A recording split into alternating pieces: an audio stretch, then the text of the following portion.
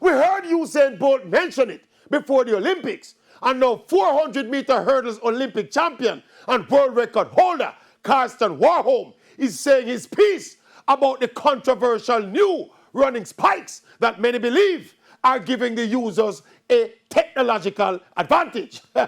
Never thought much about it initially, but now having the information that these new spikes come with an extra light design, with a plate lined with a kind of foam that basically propel the athletes with every stride. If that is the case, I agree that the use of these spikes is tantamount to athletes getting mechanical help. I think Bolt was correct in saying that if he got this kind of mechanical assistance when he was competing, he might have run 9.45. Personally, I think it's dangerous when we start pushing this kind of technological boundaries in sport. What is to stop the addition of a spring component to propel the athletes even further?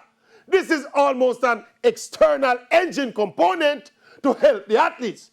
And it is surely not fair to the athletes who never benefited from the use of this technology. And look, this is not about being anti-technology, but this is not just a typical new spikes. This is a propellant machine. Hold on. You know what propel mean? All right, let me see that.